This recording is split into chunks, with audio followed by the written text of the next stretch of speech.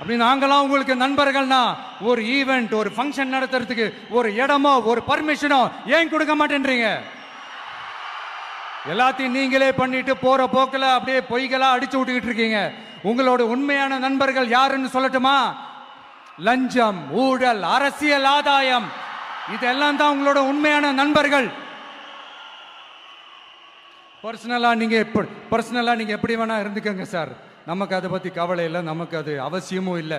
ஆனா உங்க ஆட்சி தான் தப்பான ஆட்சி, தமிழ்நாட்டுக்கு தேவையில்லாத ஆட்சி. கொஞ்ச நாளைக்கு முன்னாடி கற்பனையா ஒரு விஷயம் ஒன்று சொன்னேன். இந்த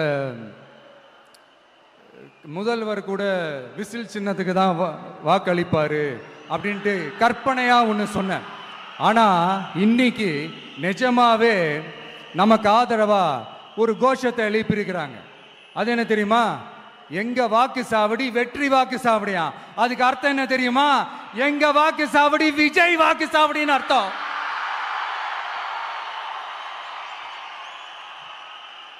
அது சரி, மக்களோட இந்த ஆதரவை பார்த்துட்டு அவர் அறியாமலே எப்படி பேசிட்டாரு என்னமோ தெரியல. 50 வருஷம் எக்ஸ்பீரியன்ஸ் அரசியல்ல, உண்மை என்னன்னு ஒத்துக்கிட்டு தானே ஆகணும்.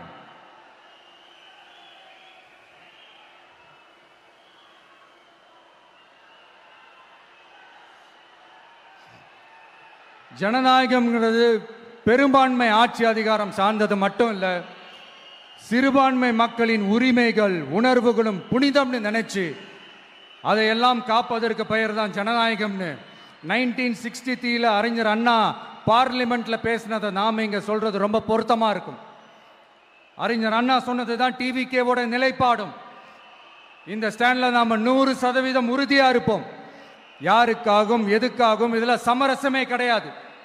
மதச்சார்பற்ற சமூக நீதி தன்மை தான் நம்ம அடிப்படை கொள்கைகள் ஒன்று, அதில் எந்த மாற்றமும் எப்பவும் கிடையாது.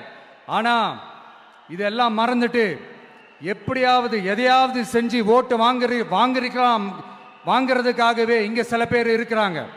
அவங்கள மாதிரி நமக்கு அப்படி சில பிரச்சனைகள்ல எரியற நெருப்புல எண்ணெயை ஊத்துற எண்ணமே இல்லை.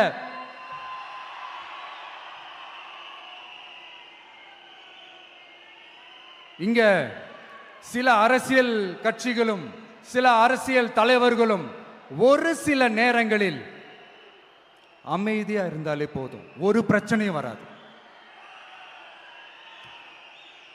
இப்போ கரண்ட்ல இருக்கிற சில